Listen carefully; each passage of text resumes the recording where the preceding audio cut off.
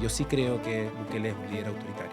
Algunos autores hablan de separación de partidos, rechazando un pasado al cual no aceptan. En Francia no existe esa necesidad, ¿no? Cuando De Gaulle hizo la Constitución al año 58, no era la prioridad. Es necesario esa mano tan dura en países tan complicados. Sergio Verdugo, un verdadero referente en el mundo del derecho constitucional comparado, profesor de Derecho en la Universidad del IE en Madrid, editor de la International Journal of Constitutional Law y copresidente de la International Society of Public Law, ICONESE. Sergio ha dedicado su carrera a profundizar en los retos y las oportunidades que presenta el derecho constitucional en el mundo actual. Con una formación de élite que incluye un JSD de la Universidad de Nueva York y maestrías en Berkeley y la Pontificia Universidad Católica de Chile, ha dejado una huella imborrable tanto en el ámbito académico como en la práctica del derecho. Hoy nos acompaña para compartir su visión sobre la importancia de las constituciones en la protección de los derechos fundamentales. Donde no hay verdaderos desafiantes al poder. ¿Hacia dónde queremos avanzar? Estamos empezando este proyecto y estamos muy emocionados de traerte conversaciones en donde vamos a aprender mucho juntos. La forma en que nos puedes apoyar es suscribirte al canal de YouTube, es completamente gratis. De esta forma yo me comprometo contigo a traer los mejores invitados y mejorar la calidad de nuestra producción para que juntos descubramos el ADN del éxito. Gracias. Muchas veces creemos que el éxito, y como el nombre del podcast lo dice, el ADN del éxito, viene de personas individuales, de cada uno de nosotros.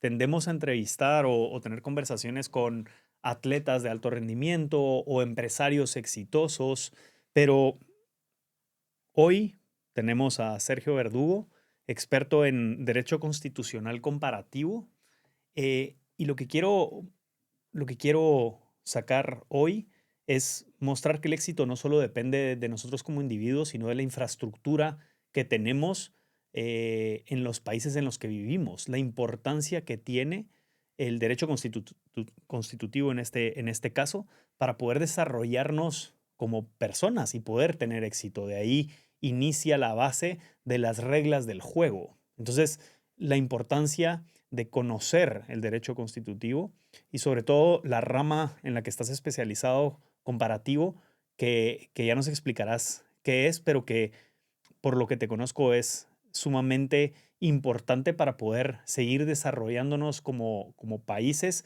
y en este mundo tan globalizado, ir encontrando las mejores formas de construir la constitución de un país para que seamos lo más libres y prósperos posibles.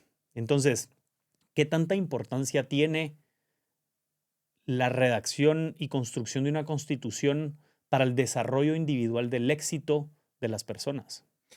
Toda sociedad y todo individuo dentro de una sociedad trabaja dentro de un marco cultural, social y jurídico que tiene incentivos, que tiene prácticas sociales y que son relevantes para explicar por qué nos comportamos de una forma, a lo menos parcialmente, pero también para explicar cuáles son nuestras posibilidades.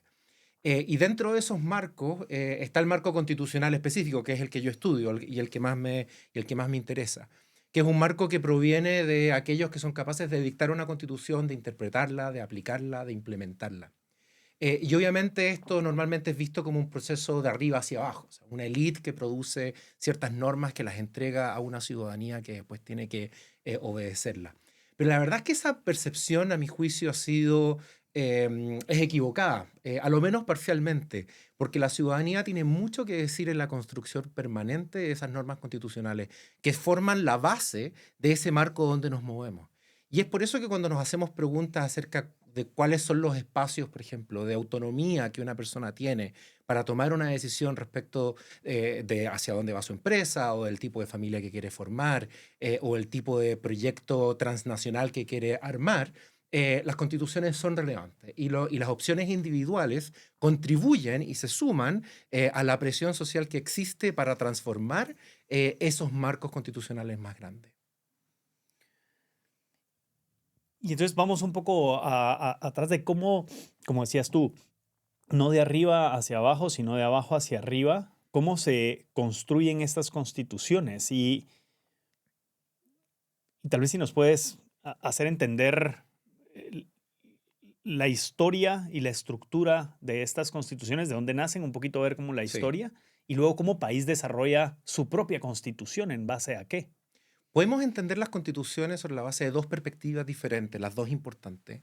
La primera tiene que ver con la constitución material práctica. En el momento en que hay instituciones políticas y las sociedades se organizan, existe esa constitución material. Entonces los antiguos griegos tenían una constitución material y hoy día tenemos una constitución material y esas constituciones materiales van cambiando.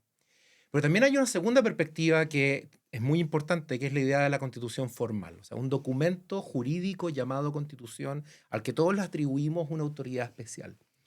Y ese segundo, que es el sentido más jurídico de lo que es una constitución, es un fenómeno relativamente moderno. Que la primera gran constitución fue la Constitución de Estados Unidos, hecha después de la independencia.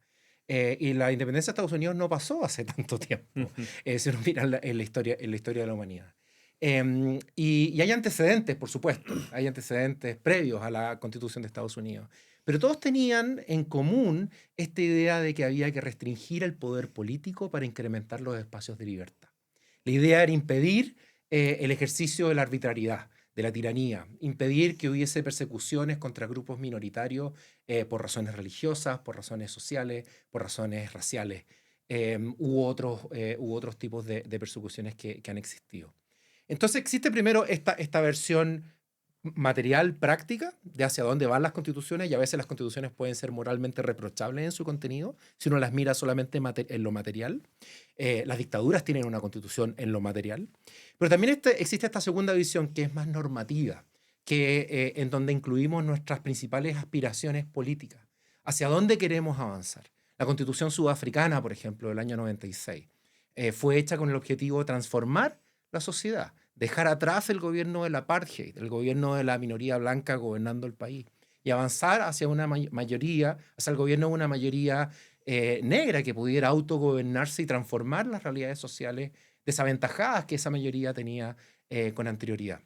Obviamente, cuando hablamos de Sudáfrica, en términos constitucionales podemos hablar en términos materiales, una constitución que todavía mantiene altos niveles de desigualdad y problemas de corrupción, además, el día de hoy. O podemos hablar en el sentido aspiracional, normativo, de esa constitución, la constitución de Mandela, del 96, que trató de dejar esas aspiraciones que hoy día tienen un contenido jurídico. Y podemos hablar en los dos sentidos, pero es importante precisar los términos del debate. Ahora, entiendo la parte jurídica y era la parte que yo tengo en mi mente del derecho constitucional, este documento que Sí. básicamente pone las reglas del juego de cómo se va a comportar y llevar un país. Sí. En este caso, por ejemplo, hablábamos de Estados Unidos, pero no termino de entender la constitución material Sí. a la que te refieres. Entiendo que esta es la material, te refieres al ejercicio Sí. en materia de la implementación de esta constitución Sí. jurídica en papel, que no siempre cumple.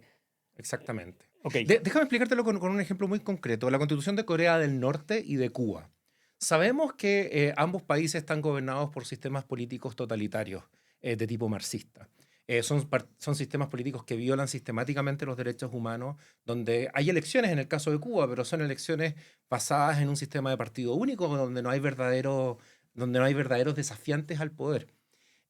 Si uno mira la constitución formal, tanto de Corea del Norte como de Cuba, o la de la antigua Unión Soviética, uno ve cómo ellos se autodefinen y se definen como una república. Y además tienen un listado y un catálogo de derechos fundamentales.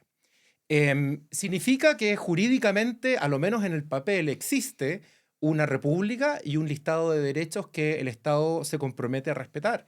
Pero eso sabemos que es falaz, sabemos que es un disfraz.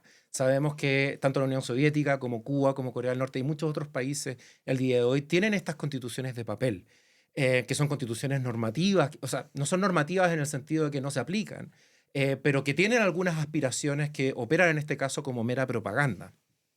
La constitución material de estos países consiste en algo diferente a lo que el papel muestra. La constitución material de estos países consiste en un gobierno fuertemente totalitario, donde gobierna un partido que de manera muy sofisticada ha aprendido a penetrar en las vidas de cada uno de los ciudadanos usando las tecnologías, en el caso de varias de estas dictaduras modernas, para vulnerar derechos fundamentales, restringir los espacios de libertad y no permitir la competencia por el poder. Entonces, esa constitución material es una constitución que puede ser considerada en los casos que te dije como algo moralmente reprochable. Pero la constitución de papel que muestra los ideales no necesariamente va a ser moralmente reprochable. Esa constitución de papel normalmente va a reflejar aspiraciones que la mayoría va a estimar como legítimas. Por eso la distinción entre lo que está en el papel, la constitución formal, y la práctica constitucional material Ujú. es tan importante. Y esa constitución material ha existido siempre, desde que nos hemos logrado organizar políticamente. Aristóteles incluso tenía una clasificación. Él hablaba de constituciones organizadas en monarquía o constituciones organizadas en tiranías, por ejemplo, o ponía una con otra. Constituciones organizadas en democracias o en demagogia. Constituciones organizadas en aristocracia, que para Aristóteles era algo virtuoso, ¿no? La aristocracia es el gobierno de los virtuosos. Versus las constituciones de las oligarquías. Y vemos que esa organización por el poder va a representar una realidad social que podemos rechazar o no. Pero el constitucionalismo moderno rechaza esa idea material de constitución y la reemplaza por esta idea aspiracional de qué es lo correcto, cómo debiéramos nosotros organizarnos. Debiéramos organizarnos sobre la base del respeto por derechos fundamentales, por el respeto por ciertas instituciones, por la capacidad de nuestros sistemas políticos de producir acuerdos que respondan a las demandas sociales, por el empoderamiento de la ciudadanía y por una serie de valores que están incorporados en ella. Muchas veces de forma falaz, o sea, de una manera que no representa la práctica, pero que representan esa aspiración. Y esto, por supuesto, es un producto occidental. ¿Cómo deberíamos, hablas ahorita de cómo deberíamos, hay un ideal, tú que eres experto en comparativa, hay un país con una constitución y un comportamiento entre lo material y lo jurídico ideal y que deberíamos de seguir todos?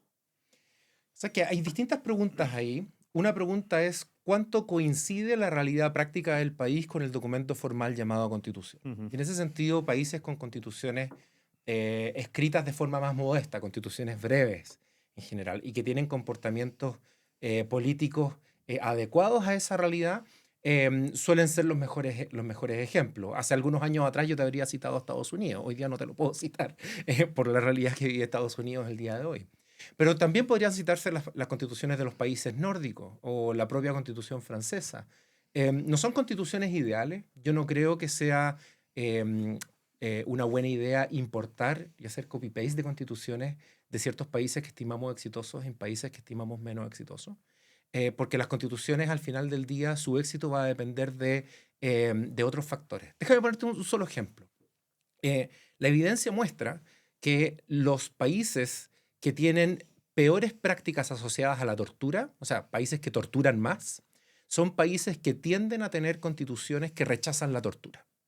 Y esto puede parecer paradójico, ¿no? Porque por el contrario, países que tienen mejores niveles de protección a la integridad física de las personas, o sea, países donde se tortura menos, son países que tienden a no decir nada sobre la tortura en sus constituciones. ¿Por qué ocurre esto? Esto ocurre porque los países que tienen problemas suelen usar las constituciones para poner las aspiraciones. ¿Dónde ellos quieren resolver los problemas? Son aquellos lugares donde vamos a descubrir esos problemas. Entonces, ¿por qué, por ejemplo, Francia no tiene una garantía constitucional para proteger la salud de los individuos? Y Colombia sí la tiene. Tú me vas a decir, oye, pero es raro, ¿no? La constitución colombiana tiene una protección fuerte para la salud, pero el sistema de protección de la salud de Colombia, si uno mira cualquier indicador, es inferior al que tiene Francia. Claro, en la materia no. Claro.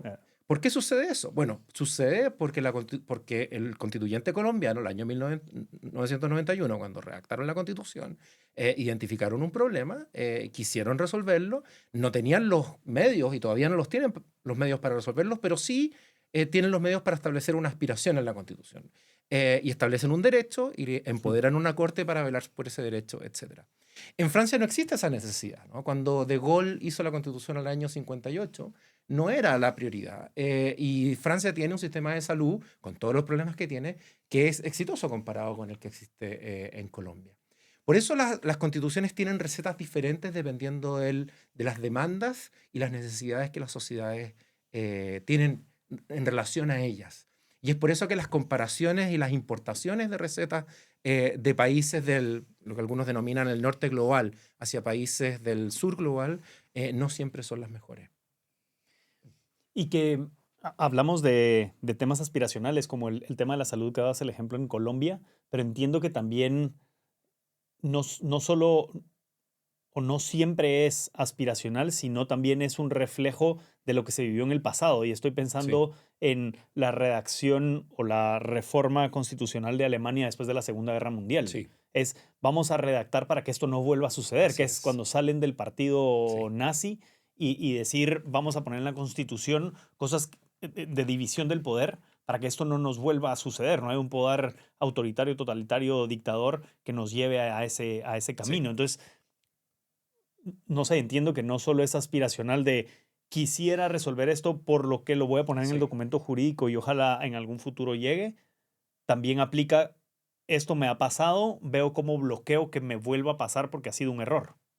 Las constituciones son las constituciones formales, o sea, el documento que una asamblea constituyente o que una convención constitucional puede dictar, responden a las necesidades políticas de un momento específico. Y es por eso que, como dices tú, a veces las constituciones se redactan en un sentido negativo.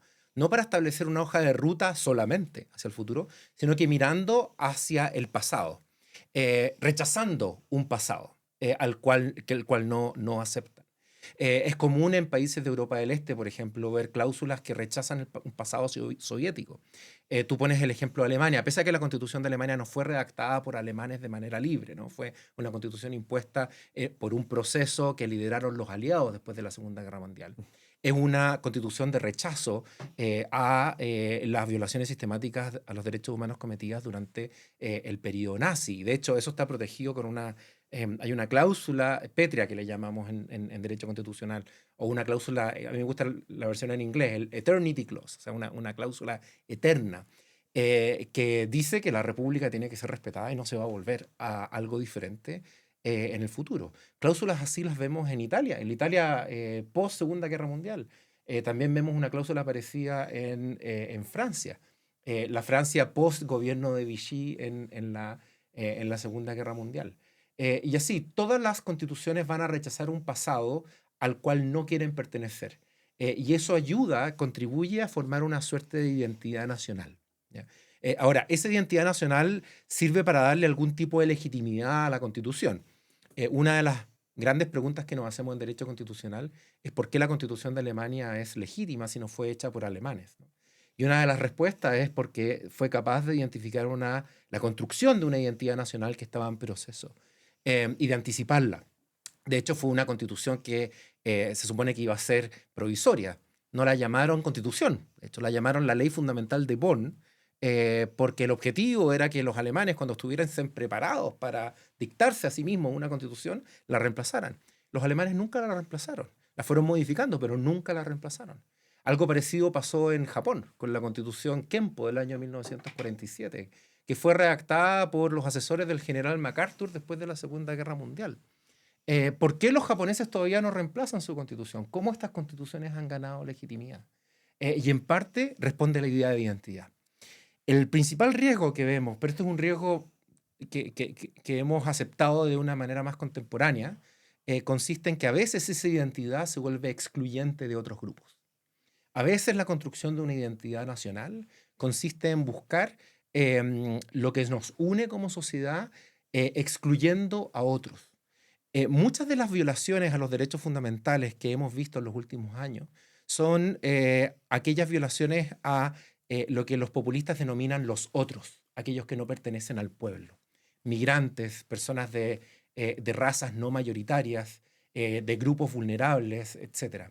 A veces las constituciones contribuyen a formar un argumento de identidad nacional contra el cual después tenemos que luchar. Porque hoy día, pese a que tenemos constituciones que no fueron hechas por nuestras generaciones, fueron hechas por nuestros abuelos, por nuestros antepasados, son constituciones que trabajan y que fueron hechas para una sociedad relativamente homogénea. Pero hoy día no vivimos en sociedades homogéneas. Tampoco queremos vivir en sociedades homogéneas. Y ese es uno de los principales desafíos que tenemos hoy día. Que es la globalización. Tiene que ver con la globalización, sí. Que es esa migración que tenemos, bueno, tú y yo viviendo en España, por ejemplo. Em, Pero no solamente con la globalización, y con los problemas migratorios, tiene que ver con la apertura de las minorías sexuales, tiene que ver con la apertura de distintos grupos que se autoidentifican de una manera diferente, minorías indígenas, por ejemplo, en ciertos estados, cuyas demandas han estado siempre ahí, pero que en estos últimos años se han vuelto mucho más visibles en un sentido constitucional. Que esto ya no sería, en tu rama de derecho comparativo, ya no sería tanto, bueno, no sé, es una pregunta, pero ya no es tanto comparativo en el sentido de que podrían ser reformas de temas de la actualidad que no tengan un factor comparativo. Es algo completamente nuevo. Eh, no todos los problemas son completamente nuevos, en el sentido de que tomemos el ejemplo de los grupos indígenas y de los grupos migrantes, dos ejemplos. Inmigración ha existido siempre, ¿no? O sea, no es un fenómeno nuevo. Pero la inmigración asociada al fenómeno del Estado y de la centralización del poder en el Estado es un fenómeno que no tiene muchos siglos, tiene pocos siglos. Y que acompañado con la idea del constitucionalismo es todavía más breve. Em, y el otro tema, el tema de las minorías indígenas. Si tomas el ejemplo de las minorías, bueno, en algunos países son mayorías indígenas, en Latinoamérica, uno podría decir que ellos han estado ahí por muchos siglos, incluso antes de que llegara el constitucionalismo, antes de que llegaran las ideas europeas a Latinoamérica. Pero cuando los grupos indígenas toman a la Constitución como instrumento para poder avanzar en el desarrollo de sus propias demandas sociales, están apropiándose de una herramienta que es occidental, que es europea, que fue transferida por europeos, pero la están mostrando de un modo que es genuinamente contemporáneo, ¿no? O sea, cuando ellos dicen, vamos a rechazar un pasado colonial y lo vamos a hacer con una constitución. Toma, por ejemplo, como ejemplo la constitución boliviana del año 2008-2009, la constitución de Evo Morales. Ellos quieren dejar atrás este pasado blanco, europeo, basado en ideas occidentales. Pero a diferencia de lo que ocurrió en el pasado, con el modo como esas demandas sociales se traducían en el pasado, ahora lo hacen de la mano de herramientas institucionales tomadas de Europa. La existencia de un tribunal constitucional, que en el caso de Bolivia es el Tribunal Constitucional Plurinacional y que tiene una composición indígena, etcétera, pero que es una idea europea. La existencia de una constitución escrita, la existencia de un listado de derechos fundamentales, muchos de ellos en código indígena, no en código europeo, pero tomando estos arreglos institucionales foráneos. Y eso es un fenómeno relativamente nuevo. Que esto es interesante porque, y estoy pensando en algo que tal vez no tiene nada que ver con esto, pero a ver si logro atar los cabos, porque el nazismo hablaba de la raza aria, ¿no? Una raza en su lenguaje, y lo estoy diciendo mal, más pura que otras, pero es que hoy vivimos en un mundo en donde somos una mezcla de todos. Hoy me hago un examen genético y soy porcentaje de distintas etnias y distintas razas. A lo que voy, y atando cabos con lo que venías diciendo, es que ya es imposible regresar a esos orígenes indígenas en el caso de Bolivia y decir, vamos a hacer todo antes del colonialismo, cuando ya tienes instaurado una forma de hacer las cosas que funciona hasta cierta forma. Entonces puedes cambiar ciertas cosas, pero no dejas de tener esa influencia de la colonización, de los europeos, de instituciones que funcionan. Ahora las podrás cambiar o no, pero tienes esa influencia, ¿no? Sí, pero todas las sociedades, esto no es exclusivo del derecho constitucional, yo creo que es más amplio, pero la legitimidad de las instituciones políticas siempre descansa en mitos construidos socialmente. Entonces, si uno asume, por ejemplo, como ocurrió en Brasil por muchos años, ya no, que hay una raza mixta, donde no somos ni blancos, ni descendientes de africanos, ni descendientes de indígenas, sino que somos todos iguales, pese a que nos vemos y sabemos que hay diferencias, pero hay un mito construido en torno a que somos iguales, ¿ya? A veces esos mitos pueden ser beneficiosos, ¿no? Esto suena bien en abstracto. En la práctica no estaba muy bien, porque esa práctica sirvió para invisibilizar la necesidad de proteger a grupos más vulnerables, al equipararlos jurídicamente con aquellos que no eran tan vulnerables. Y la construcción de esos mitos hoy día juega un rol muy importante en el derecho constitucional. Si uno mira, por ejemplo, en la derecha radical en Europa, a Vox, en España, a Le Pen en Francia, a Orbán en Hungría, y así. Yo creo que no hay un país en Europa que hoy día se salve de tener algún tipo de versión de esta derecha radical.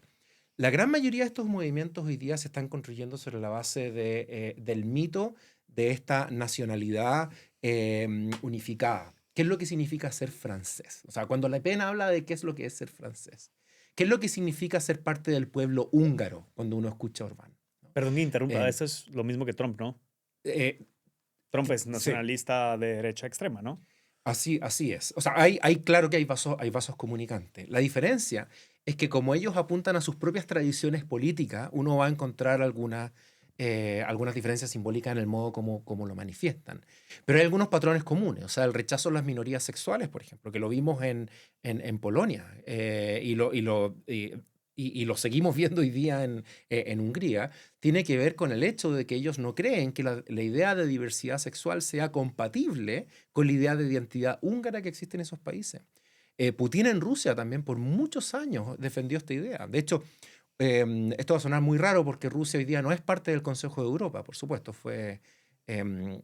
tuvo que salirse ¿no? por algunos detalles, digamos. No fueron detalles, pero uno de los últimos fallos de la Corte Europea de Derechos Humanos en contra de Rusia tuvo que ver con el problema del reconocimiento de las minorías sexuales.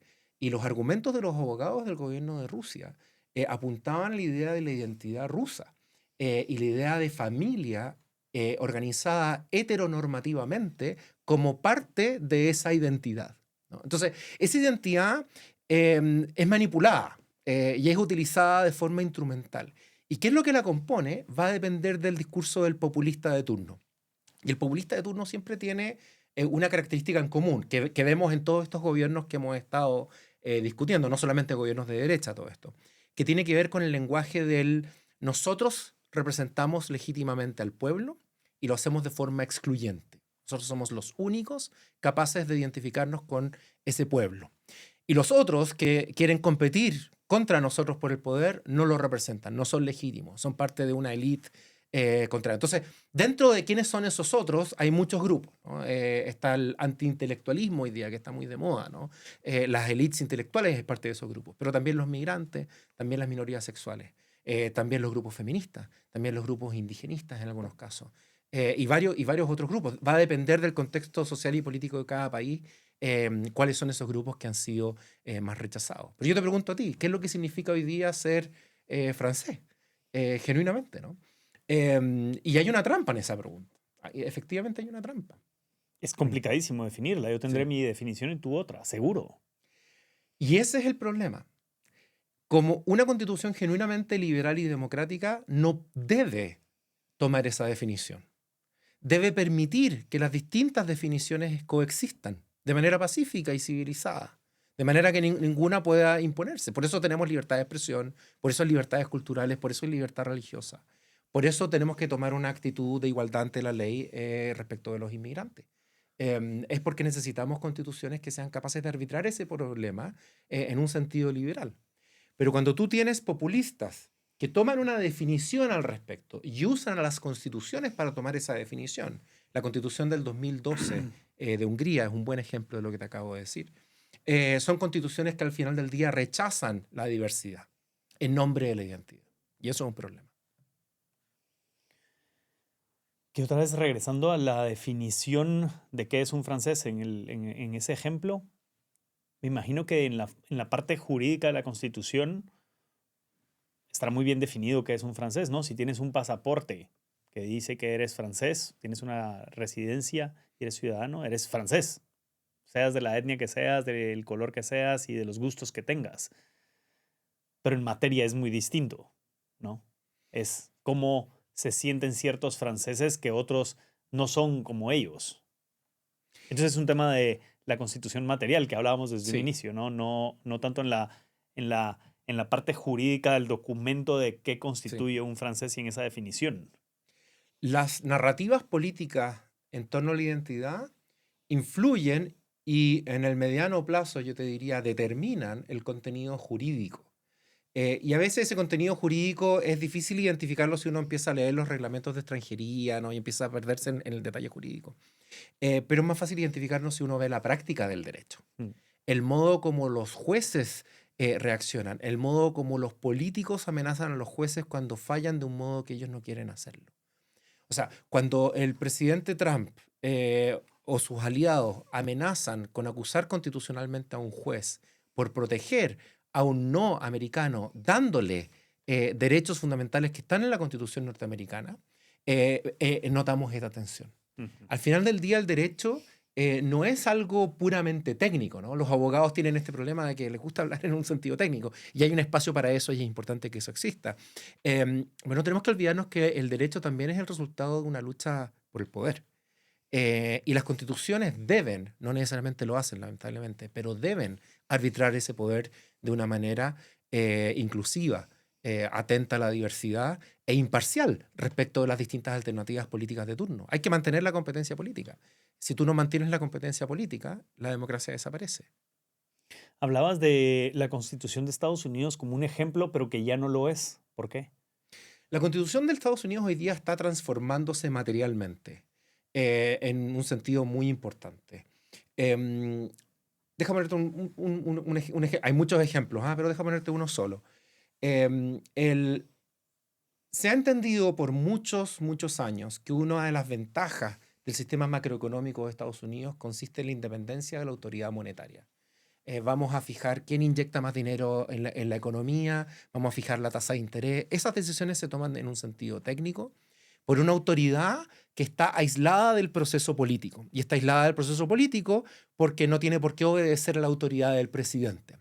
Y hubo algunos casos en la Corte Suprema que sirvieron para interpretar la Constitución de un modo que permitieran consolidar esa autoridad monetaria. Por ejemplo, estableciendo la regla de que si un presidente quiere despedir a alguien de la Reserva Federal, solamente puede hacerlo cuando hay una causa bien específica que sí lo determine. Y eso no está en la Constitución, pero está en una ley, y la Corte Suprema le dio un contenido constitucional a esa ley. No. Es importante, los presidentes no pueden por sí solos pasarla a llevar. Pero el presidente Trump hoy día, hace mucho tiempo que viene diciendo que hay que subir las tasas de interés. Los presidentes no deben ellos determinar cuál es la tasa de interés ni cuál es la política monetaria. Esto debe ser tomado por autoridades técnicas y por razones democráticas, porque si nosotros le damos a los políticos de turno la autoridad para tomar esas decisiones monetarias, los políticos de turno van a pensar en el corto plazo cómo financiar sus propios programas políticos, dañando las posibilidades de las mayorías del futuro para financiar sus programas propios. Si no, pregúntale a nuestros amigos argentinos, ¿no? Cómo lidiaron con este problema durante tantos años. La emisión no autónoma de la moneda, del peso argentino, terminó disminuyendo las posibilidades de autogobierno futuro. Entonces, eso es poco democrático. Pero en Estados Unidos hoy día tenemos a un presidente que no tiene miedo en ponerle presión a la Reserva Federal para manejar la política monetaria de una manera centralizada, con un carácter político y con credenciales técnicas además muy pobres.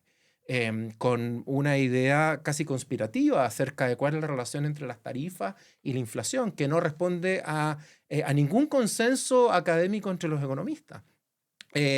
Incluso amenazando o esbozando la posibilidad de que tal vez él va a utilizar la mayoría que tiene en la Corte Suprema para cambiar estas reglas y atribuirse el poder de despedir a Powell. Lo que sería obviamente un daño enorme a la confianza que los inversionistas tienen en la macroeconomía norteamericana.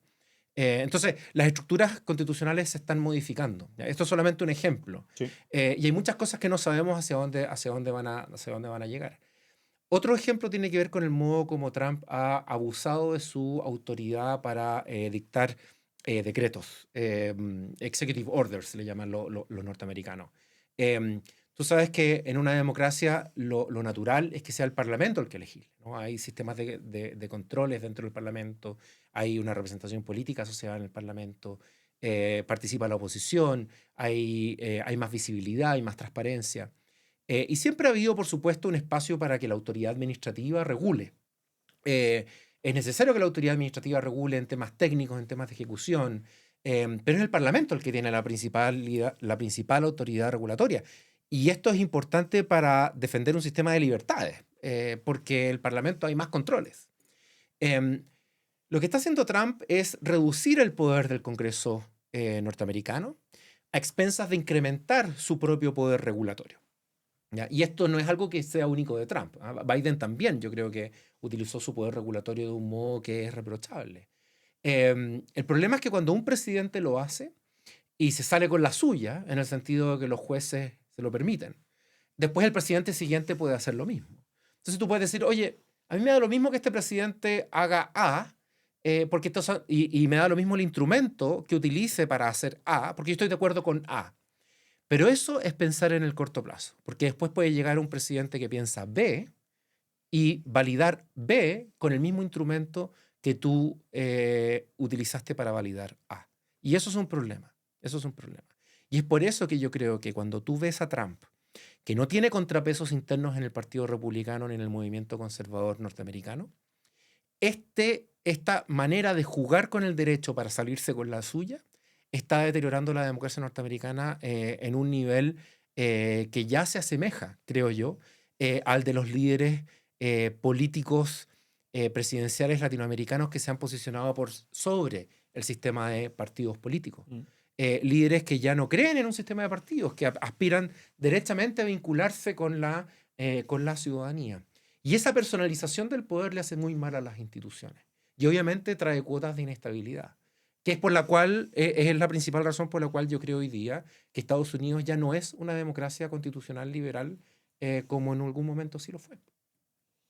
Hablas de personalización de los líderes. Por entender eso es, los partidos políticos pierden fuerza, ¿no? Sí, la personalización de las instituciones, a eso me refería, ¿no? O sea, los líderes son los que personalizan a las instituciones. El sistema de partidos siempre fue el corazón de la democracia. Cuando tú tienes un mal sistema de partidos, un sistema de partidos que la ciudadanía empieza a rechazar, es un síntoma de que tienes una democracia que ya no está funcionando bien. Una de las respuestas que se da a ese problema es a confiar en personas y no en partidos. Y es algo como muy intuitivo, ¿no? O sea, a mí no me gusta el Partido Socialista, entonces confío en el líder X. No me gusta el Partido Liberal, entonces confío en el líder X. Eso es una trampa. Es una trampa. Porque eso es lo que permite, al final, personalizar a las instituciones, abriendo paso al abuso por el poder. Los partidos políticos son esenciales para que la representación funcione. Tú votas, por ejemplo, por el partido morado si tu doctrina política es morada, o por el partido verde si tu doctrina política es verde. Y ellos van a representar un programa político asociado a las ideas moradas o verdes. Entonces, si tienen que resolver la pregunta, por ejemplo, acerca de cómo estructurar e implementar el derecho a la vivienda, van a dar soluciones verdes o soluciones moradas, dependiendo del... tú no tienes como votante que resolver todos y cada uno de los problemas de políticas públicas. De hecho, es muy probable que tú ni siquiera hayas pensado o estudiado la gran mayoría de esos problemas. Pero tú tienes algún ideario, tienes una estructura valórica en la que tú crees. Si hay un sistema de partidos que permite simplificar la discusión política para señalizarte, oye, tú eres morado, vota por los morados. Tú eres verde, vota por los verdes. Entonces la representación política puede funcionar.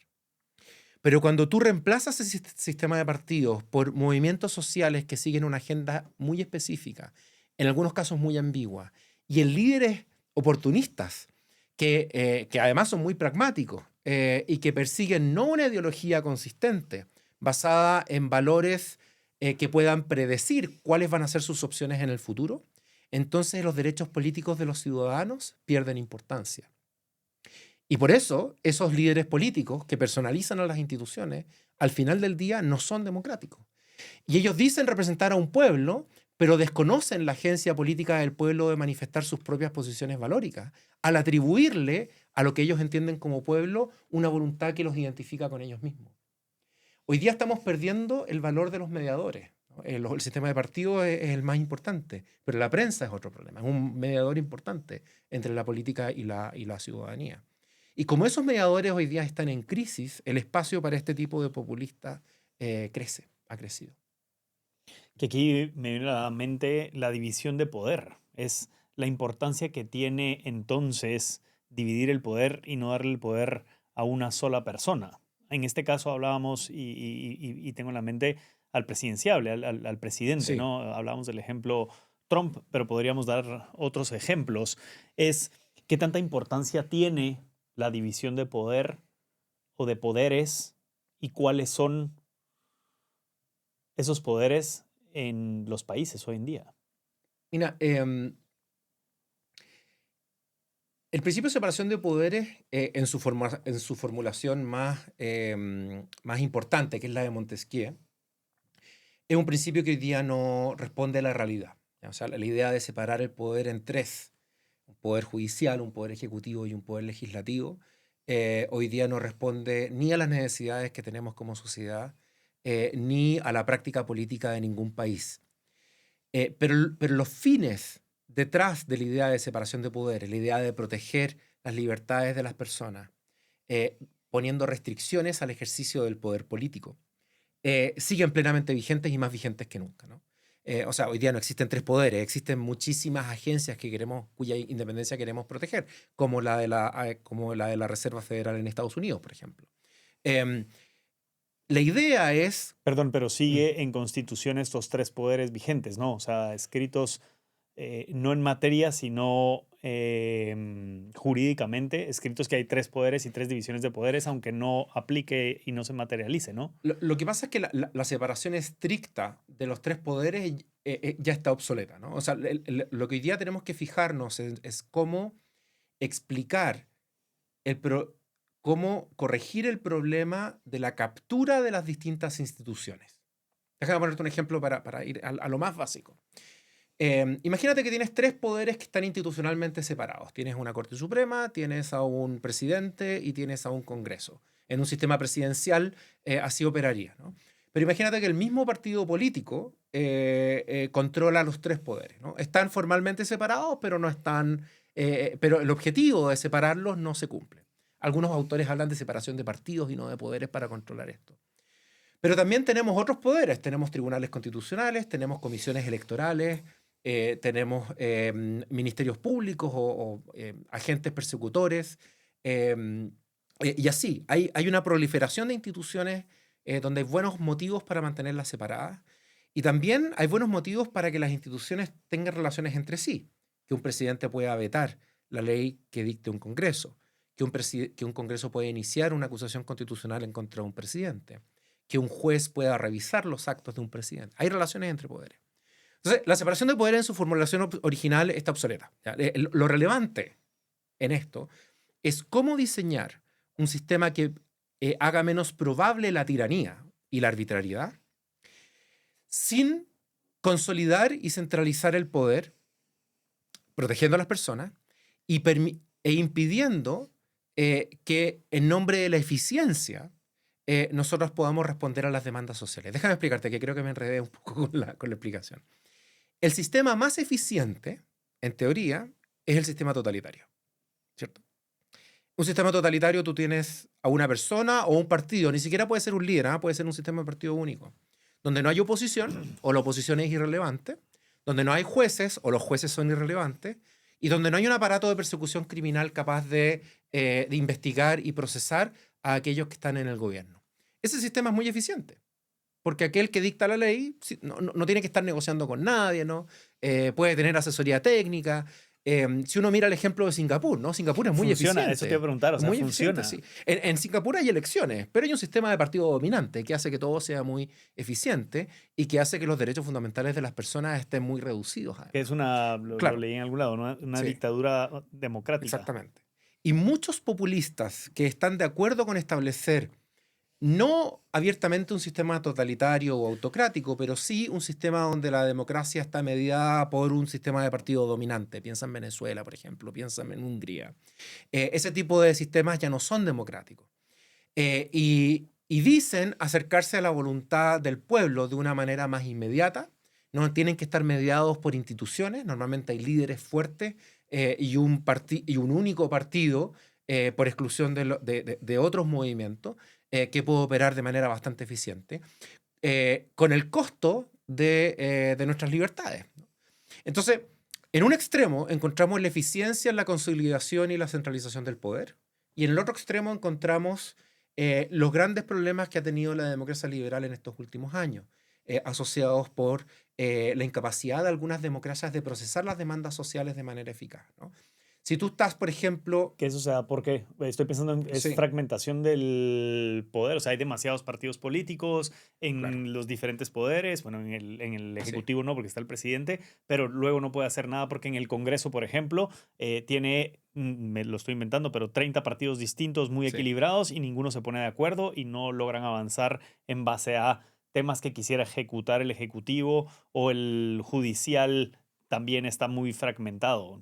Es un fenómeno multicausal, pero las instituciones importan en esto.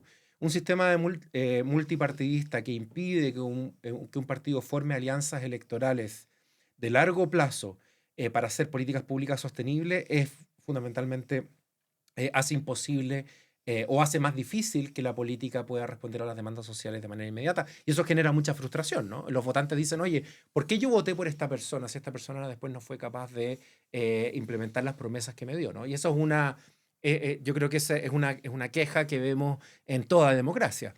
Em, pero las democracias consisten en tener un grado de burocracia y de dificultad para procesar esas decisiones.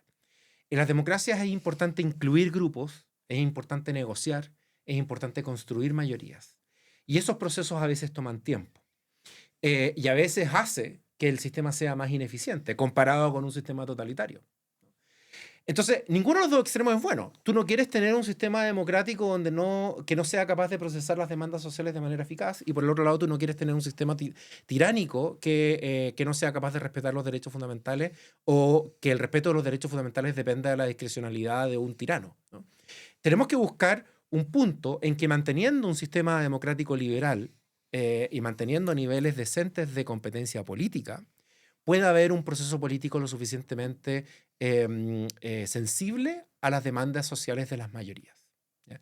Esa yo creo que es la pregunta más importante, no solamente del derecho constitucional comparado hoy día, sino que también de la teoría democrática en general. Me imagino, es una pregunta, ¿esto no dependerá de las situaciones de cada país? Sí, por supuesto, por supuesto. La coyuntura importa mucho, y también las tradiciones políticas en las cuales está situado cada país. O sea, un sistema presidencial tiene desafíos diferentes al que va a tener un sistema parlamentario. Hay muchos sistemas mixtos, híbridos, o que se pueden salir de este esquema, pero para simplificar el debate, el sistema presidencial tiene un problema común, yo diría, que es la existencia de presidentes que no tienen mayorías en los congresos, y que por lo tanto existe un incentivo de esos presidentes de gobernar por decreto, saltándose la autoridad del Congreso, y al mismo tiempo existe el incentivo de los partidos de la oposición que están en el Congreso de judicializar esos actos, ¿no? Todo esto hace que la política sea mucho más ineficiente. Ujú. Ese es un problema diferente al que vemos en los modelos parlamentarios acompañados con sistemas proporcionales de elecciones que terminan con modelos multipartidistas. Hay muchos partidos políticos, cuesta formar coaliciones de gobierno. Muchas veces puede tomar más de un año formar una coalición para que haya gobierno. Y existen sistemas, en España estamos viviendo eso, ¿no? Donde hay un modelo parlamentario con un partido minoritario que se mantiene en el poder solo porque es capaz de dar botines políticos a algunos aliados que tiene que ir renovando cada cierto tiempo. Pero eso impide desarrollar una plataforma política consistente y una construcción genuina de mayoría. Entonces, ese sistema que vemos, ese problema que vemos en el sistema parlamentario es diferente al que vemos en el modelo presidencial. Pero ambos tienen en común el problema de cómo está funcionando el sistema de partidos. Y es por eso que yo te decía que este es uno de los temas donde tenemos que poner más atención. Estoy pensando en Latinoamérica, siendo latinoamericanos tú y yo, pensando en Latinoamérica en donde tenemos algo mucho o algo en común, por ejemplo en mi país muy fuerte el tema de la corrupción, ¿sí? Que se va de este espectro, pero que son esas manos que ya empiezan Sí. a controlar todo lo que estamos hablando. En estos países, con esa mano oscura de la corrupción, se ve una línea en los países latinoamericanos de ciertas figuras como autoritarias, de querer coger el poder a nivel social y gobernar bajo una figura todo el poder. Vemos a Bukele saltándose leyes y creando su propia autoridad y sus propias leyes. Y a nivel, vamos a decir, popular y global se habla muy bien de él y puede que lo esté haciendo bien. No soy quien para decir bien o mal. Creo que es subjetivo, pero a nivel constitucional sí es cierto que ha hecho ciertas cosas que no son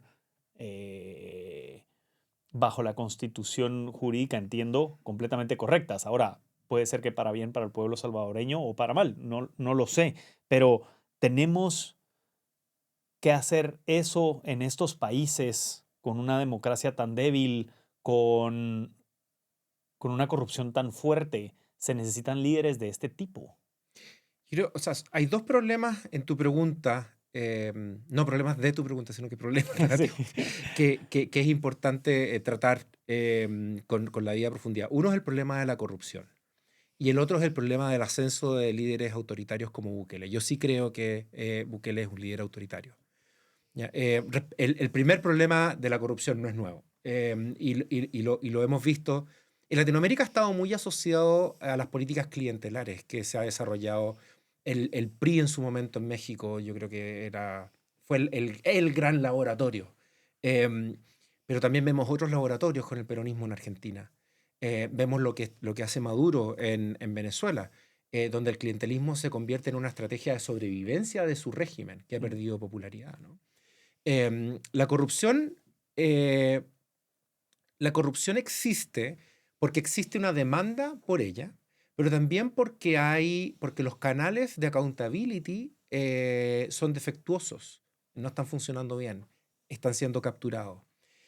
Los valores constitucionales que se han visto vulnerados ahí, la libertad de información, la libertad de expresión, la transparencia, el principio de probidad, solamente pueden sobrevivir si tú tienes jueces independientes que no paguen costos por fallar en contra de los gobiernos. Entonces, cuando tú ves que estos líderes empiezan a capturar al aparato judicial, y en el caso de los países que tienen agencias anticorrupción independientes, lo que digo de los jueces también es aplicable a esas agencias. Tú ves también este problema. Respecto del tema particular de El Salvador, yo creo que es importante tener presente que hoy día es muy raro que una dictadura se inicie después de un golpe de Estado. O sea, eso que ocurría más frecuentemente antes, hay un golpe, una revolución armada, un acto violento, una conquista, que daba lugar a un gobierno totalitario, una junta militar en algún caso, un dictador, un director, cualquiera sea el nombre que le demos. Eso es menos común hoy día. Hoy día, los líderes autoritarios normalmente comienzan sus gobiernos ganando elecciones. ¿Ya? Y eso les permite presentarse al mundo como líderes con credenciales democráticas. Pero son credenciales democráticas de mentira. No son genuinas. Es el caso de Chávez. Yo creo también que es el caso de Bukele. Bueno, fuera de Latinoamérica encontramos mucho otro ejemplo. Bukele gana las elecciones en contra de la élite partidaria, en parte producto de su discurso en contra de la élite, en parte porque había problemas genuinos en El Salvador que él estaba identificando y fue capaz de hablarle a la gente de un modo que resonaba con ellos, en una situación extrema. Y cuando gana las elecciones, no solamente gana las elecciones él, sino que además es capaz de ganar las elecciones parlamentarias, él renueva el sistema de partidos políticos en El Salvador, personaliza las instituciones completamente, captura el aparato judicial e impone una mano de hierro para su lucha contra el narcotráfico y el problema de las pandillas que en El Salvador llevaba tanto tiempo. Y ha sido exitoso en esa política, entiendo yo, pagando costos democráticos y de derechos humanos altísimos. Son costos tan altos que yo creo que ningún demócrata convencido debiera tolerarlos. Te voy a poner solamente dos ejemplos. asociados a Bukele. El primero tiene que ver con la reelección. En los sistemas presidenciales, los presidentes no pueden gobernar para siempre. Tienen que tener algún límite. A diferencia de los modelos parlamentarios que tienen que aseguran la competencia política al interior de los partidos en un cierto nivel, en los sistemas presidenciales, cuando tú tienes un presidente que está por sobre el sistema de partidos, que puede eternizarse en el poder, en la competencia política se arriesga a reducir en un sentido de hacer que la oposición sea irrelevante. Y si eso ocurre, las ofertas que tú le das a la ciudadanía se reducen en un sentido que va a hacer que las opciones que la ciudadanía ejerza a través de sus derechos de sufragio se vuelvan completamente irrelevantes. Y eso hace que la ciudadanía no se empodere. Por eso es tan complicada la reelección. Y distintos países dan distintas respuestas, pero la Corte Interamericana de Derechos Humanos ya resolvió este problema, diciendo que tiene que haber algún límite. Bueno, Bukele no respetó los límites a la reelección y lo hizo instrumentalizando a sus propios jueces, exigiéndole a sus jueces que interpretaran la Constitución de un modo que le permitiera reelegirse, con un ejercicio de interpretación jurídica que no es aceptable para nadie que esté interpretando la Constitución de buena fe. Eso es un ejemplo. El segundo ejemplo que quería ponerte asociado al régimen de Bukele tiene que ver con el abuso del régimen de emergencia, los poderes de emergencia. Históricamente, muchos gobiernos que incluso han abrazado la democracia han permitido que por momentos específicos de tiempo, presidentes o líderes de distinto tipo puedan ejercer un poder de manera inusual y extraordinaria para poner término a una emergencia. Piensa en una guerra, por ejemplo. Piensa en los poderes extraordinarios que tiene Zelensky en Ucrania hoy día, y que está bien que los tenga. ¿Por qué Zelensky no hace elecciones hoy día? Bueno, porque están en una situación extraordinaria. Esto existió en la Atenas de Pericles, pero también estos poderes de emergencia tienen un riesgo, y es que el líder que ejerza estos poderes utiliza sus poderes extraordinarios para terminar con la democracia.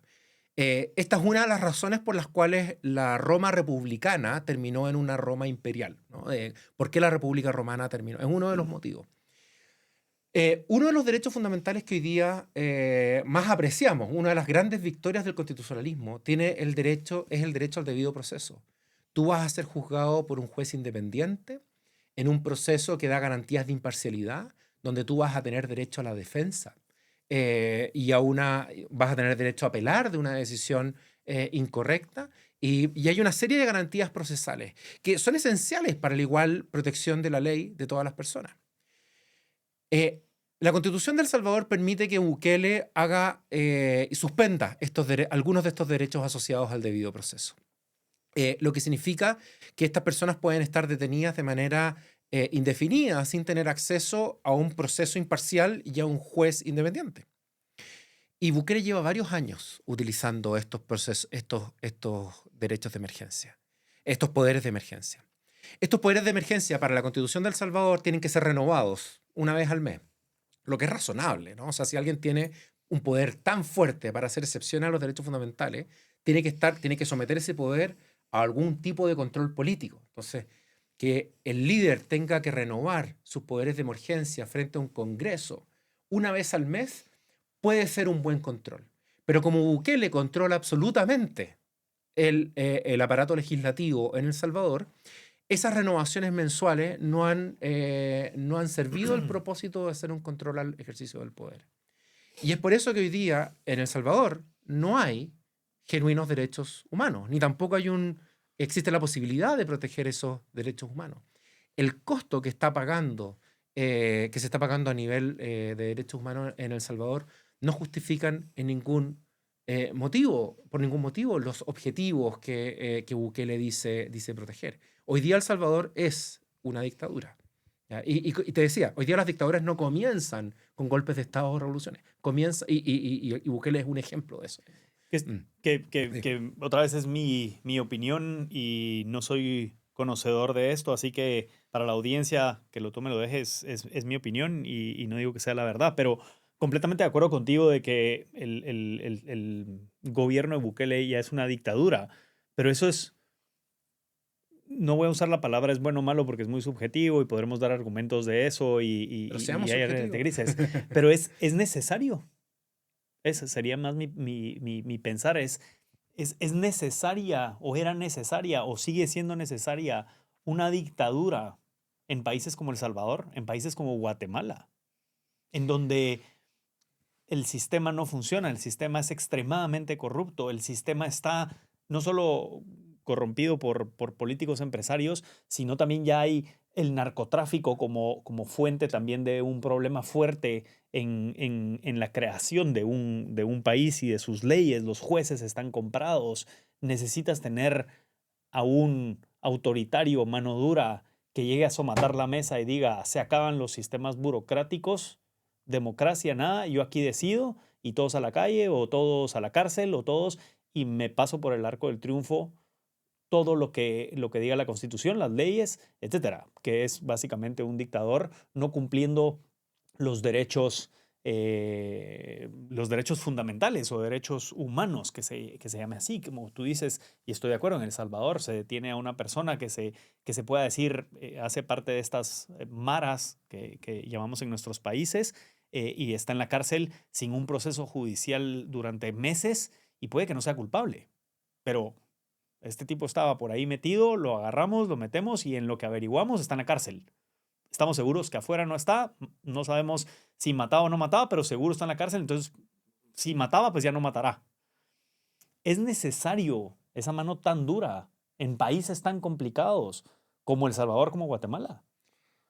Mi respuesta es muy simple. No. Toda pregunta... Que me gusta, porque sí. normalmente los académicos no tienen un sí o un no, pero me encanta la respuesta. La pregunta respecto a si es necesario asume dos cosas que yo voy a problematizar. ¿Ya? La primera tiene que ver con si tú estás de acuerdo con la doctrina política de una dictadura, ¿por qué no aceptar la dictadura? Y yo no estoy de acuerdo con esa afirmación. ¿Por qué? Porque las sociedades solamente se enriquecen cuando hay libre competencia de ideas y la ciudadanía puede responderle al sistema político con el ejercicio de sus derechos políticos cuando una idea está funcionando y cuando una idea no está funcionando. Si tú pierdes eso tan básico en una democracia, las consecuencias que pueden haber el día de mañana pueden ser mucho, mucho, mucho peores. Y yo creo que ya lo son en el caso de El Salvador. Entonces, no hay forma moralmente apropiada de defender una dictadura. El segundo punto que quiero problematizar tiene que ver con la idea de si es necesario. Cuando uno hace una pregunta de si algo es necesario, uno tiene que consultar por las alternativas que existen. ¿Existen alternativas? Si yo te puedo mostrar que sí hay alternativas, que tal vez no sean necesariamente, no sean igualmente eficaces para luchar en contra del narcotráfico. No lo sé, es una pregunta de política criminal respecto a la cual no soy competente. Pero que sí pueden ofrecer un mejor equilibrio en el desarrollo de políticas de seguridad versus el respeto por los derechos fundamentales para poder mantener un grado decente de democracia en el país. Entonces, la respuesta a la pregunta de si es necesaria siempre va a ser no, nunca es necesario, porque tiene estas otras alternativas que son mejores. Y a veces esos procesos van a requerir más gradualidad, a veces esos procesos van a requerir más negociación con grupos opositores. Y a veces van a requerir reunirse y conversar con aquellos con quienes tú estás en desacuerdo. Incluso, en muchos casos, con criminales. Y es una situación extraordinaria. Y obviamente situaciones extraordinarias requieren la utilización de medidas extraordinarias. Pero esas medidas extraordinarias tienen que tener algún límite. Tienen que tener la posibilidad de adoptar algún tipo de equilibrio.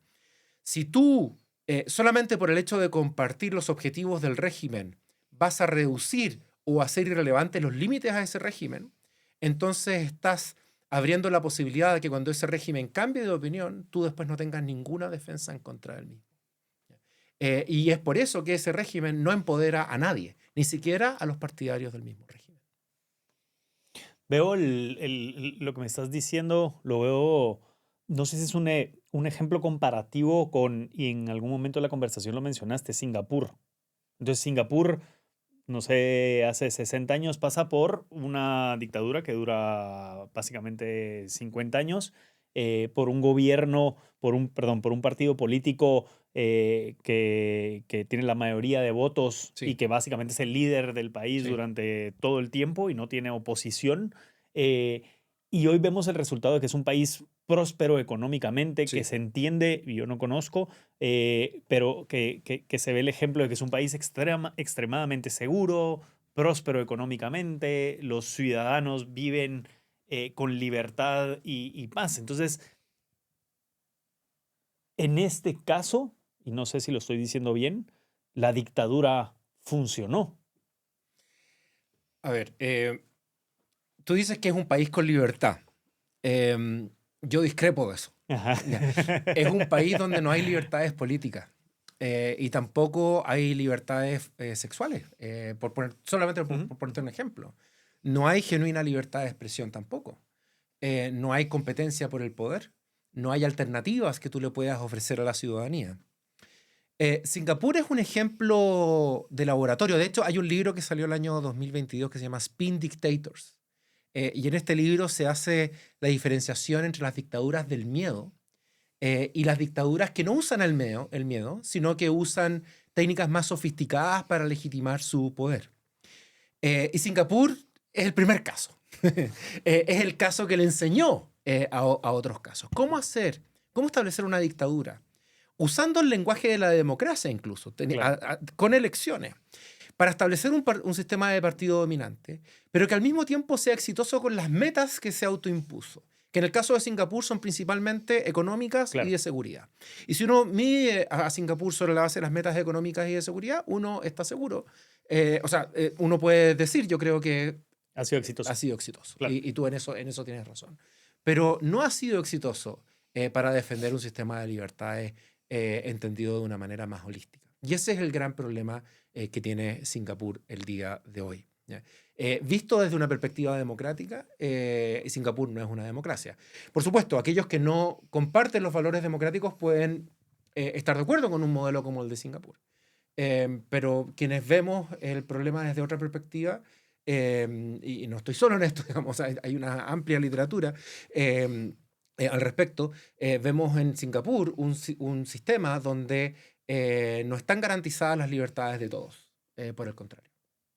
¿Cómo llegas entonces? Porque aquí vemos extremos, ¿no? Y en estos Sí, ejemplos, en este caso, Singapur logra salir, entiendo, de un país económicamente y de sí. seguridad muy mal a ser líder del mundo. Entonces, ese lado positivo, de acuerdo, y eres el experto en que tiene esas deficiencias de dictadura, que no es un país libre en temas de expresión, de sexualidad, de desarrollo de sus personas, de sus civiles. Y luego tenemos ejemplos como Venezuela, en donde definitivamente es muy obvio que no funciona, ¿no? Em, ¿cómo, ¿Cómo se llega al entendimiento de qué funciona y qué no funciona? ¿Cómo tú, haciendo derecho comparativo, aplicas esto en la vida diaria y real de los países, de las personas? Porque Sí. cada país, en el caso de Venezuela, en el caso de Singapur, en el caso de Estados Unidos, pues tiene esa historia, esa cultura y aplica solamente para ese país. Pero hoy con tanto conocimiento, en la era de conocimiento que estamos viviendo, empieza a existir tanta información que nos pueda dar una estructura ideal y aplicable en lo material para que el mundo sea próspero. El, el vínculo entre prosperidad y constituciones es un vínculo que no es tan fácil de hacer. ¿Ya? En general, las constituciones no son ni condición suficiente y probablemente no son ni condición necesaria tampoco para alcanzar algún nivel de prosperidad. De hecho, uno podría afirmar que hay constituciones relativamente exitosas pese a que hay sociedades donde hay problemas. Y en la medida en que hayan democracias competitivas, siempre van a haber problemas que se van a hacer visibles, porque siempre vas a tener competencia por el poder y siempre vas a tener diferencias de opinión. Entonces uno podría decir que vamos a estar identificando problemas, pero el éxito del modelo constitucional y democrático consiste en permitir que esos problemas se canalicen de manera civilizada, que no recurran a la violencia, que se respeten los derechos fundamentales y que se permita las ofertas políticas alternativas de una manera indefinida en el futuro. Cuando tú ves que los líderes políticos van a ganar siempre las elecciones y puedes predecir cuál es el resultado de las elecciones en el mediano plazo, entonces ya no estamos en presencia de un modelo democrático. Y eso es lo que le tenemos que pedirle a los sistemas democráticos constitucionales. Eso es lo que tenemos que pedirle. No les podemos pedir más. ¿Significa esto que los países tienen que renunciar? No. Por el contrario. Pero hay un debate que el derecho constitucional no puede dar, que es el debate de las políticas públicas. Hay muchos países que han cometido el error de tratar de transferir los debates de políticas públicas a las constituciones. Vamos a corregir el problema de salud, o el problema de vivienda, o el problema de educación, y vamos a consagrar un derecho a la educación, a la salud y a la vivienda. Y lo vamos a volver un problema constitucional. Normalmente las constituciones que hacen eso no logran sus objetivos. No significa que no sea una buena idea hacerlo, puede haber otras razones para hacerlo, pero no van a lograr sus objetivos. Y el motivo es que para que esas políticas sean exitosas, se requieren consensos políticos importantes que hagan que esas políticas públicas sean sostenibles en el tiempo. Y además se necesita un buen diseño, que solamente un buen debate técnico puede, yo creo, ofrecer. Y el debate técnico obviamente no es suficiente. En una democracia necesitamos apoyo ciudadano, necesitamos construir legitimidad, necesitamos deliberación, etc. Entonces, el sistema democrático constitucional tiene que habilitar y permitir este otro debate de políticas públicas. Por eso la Constitución tiene que ser un buen marco para el debate de esas políticas públicas. Y ese debate no puede acabarse nunca, siempre tiene que estar presente, ¿no? ¿Cuándo se acaba el debate? Bueno, se acaba cuando hay dictadura. Se acaba cuando una doctrina política específica es la que gana el control total del poder. Y eso es justamente lo que hay que impedir. Hablamos en esta conversación varias veces de derecho fundamental y se me olvidó preguntarte, ¿cuál es la definición de derecho fundamental? ¿Qué es derecho fundamental? Hay un debate filosófico, jurídico muy, muy profundo para responder esa pregunta. Yo prefiero responder a esa pregunta distinguiendo las distintas generaciones históricas bajo las cuales nacieron estos derechos jurídicamente. La primera generación es la generación de los derechos civiles y políticos.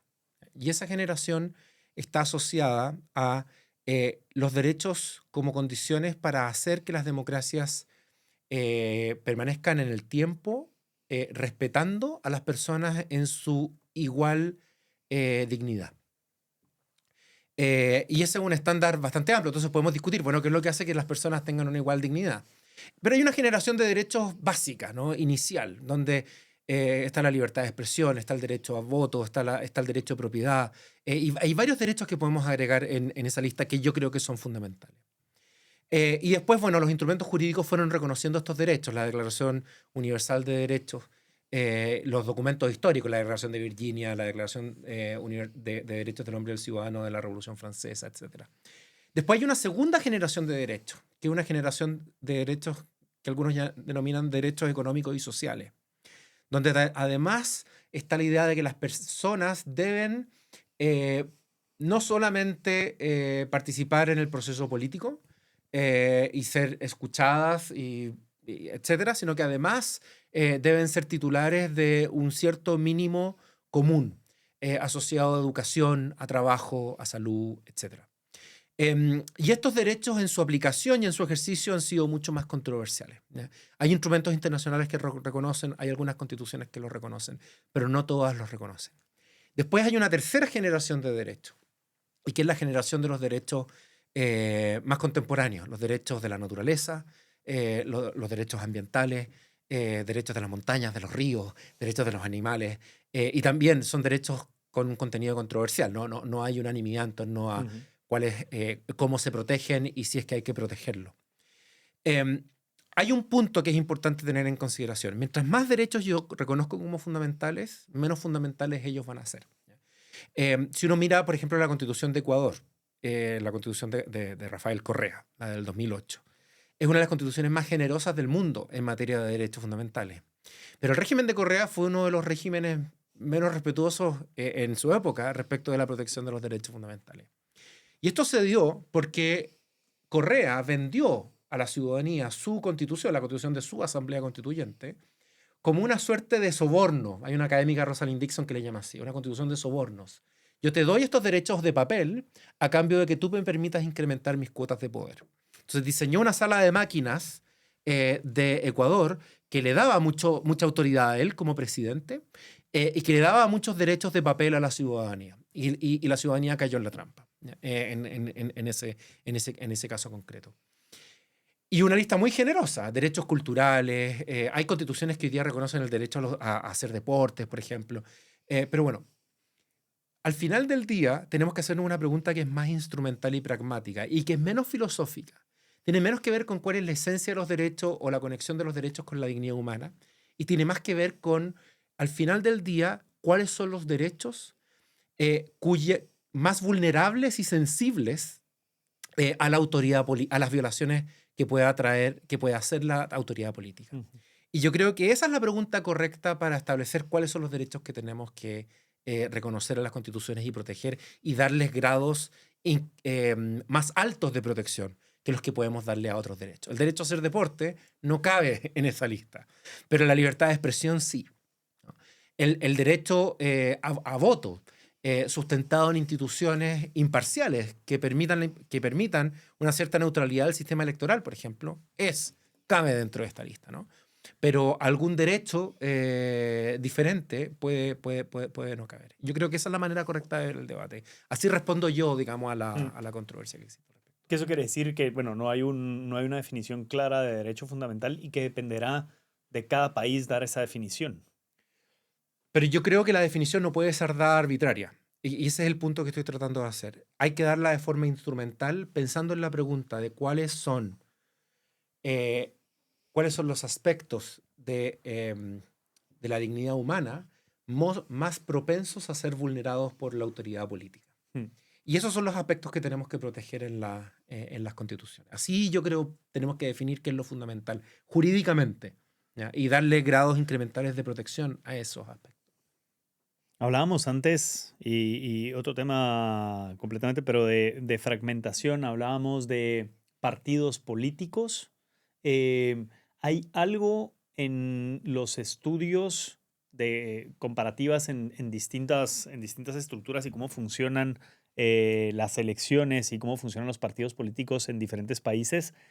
¿Hay un número ideal de partidos políticos por país? Porque entiendo que, y yo siendo latinoamericano lo he experimentado, un país en donde hay muchos partidos políticos divide demasiada la atención y genera mucho eso de, por ejemplo, el poder en el Congreso está demasiado diluido, por lo que nadie va a tomar decisiones y no avanza el país. Entonces empiezan muchos bloqueos por tener muchas opciones. Y luego, no sé si en otros países, y hablamos de países muy autoritarios en donde solo hay un partido dominante. Entonces sabemos que tampoco es ese camino. Hay un punto medio probablemente.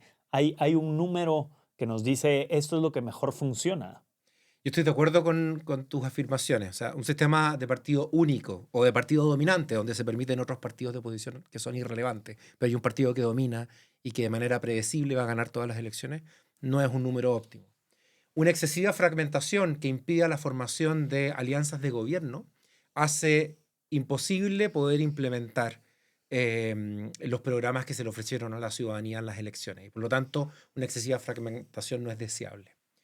Y la pregunta, entonces, está en un punto medio, ¿no? La respuesta correcta siempre va a estar en un punto medio. Y la respuesta va a pasar de cuál es el número exacto por algunos factores que es importante considerar. No hay una respuesta universal. El primer factor que hay que considerar es cuántas doctrinas o ideas relevantes dentro de la sociedad tienen que estar representadas. Hay un problema de representación. Tú tienes que representar a suficientes sectores de la sociedad, ¿ya? si hay un sector de la sociedad relevante que no está, cuyas demandas no están siendo procesadas por el sistema de partidos políticos, tenemos un problema grave. Entonces, eso es un primer criterio para responder a la pregunta.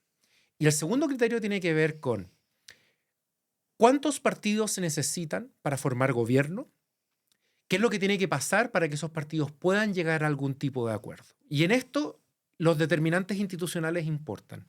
Un sistema presidencial donde los partidos, donde las elecciones parlamentarias son simultáneas a la elección presidencial, va a funcionar completamente diferente a si la fecha de las elecciones parlamentarias es posterior.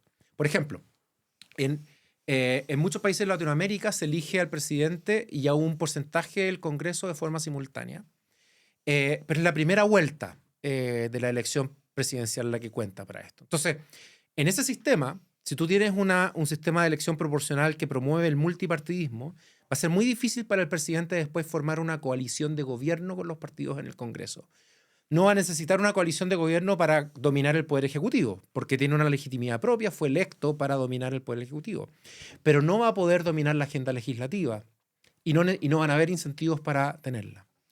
Pero si tú tienes la elección del Parlamento después de la elección presidencial, es muy probable que esa elección parlamentaria se amarre de la victoria electoral del presidente. Y es por eso que en un sistema como el francés, por ejemplo, ocurre, no siempre ocurre, pero ha ocurrido que los presidentes logran armar pactos relevantes con sus primeros ministros. Ahora, la situación de Macron hoy día es diferente a esa, por eso este sistema no es vulnerable. Pero el punto es que necesitamos fijarnos en cuáles son esas reglas electorales, cuál es el calendario electoral y si hay elecciones comunes para el poder ejecutivo y legislativo o separadas.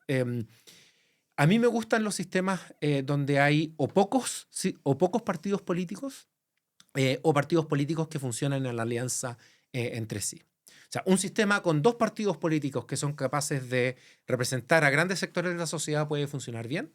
Y un sistema con muchos partidos políticos que se organizan en alianzas para las elecciones, en particular de forma instrumental, también puede funcionar bien si son capaces de formar alianzas de gobierno.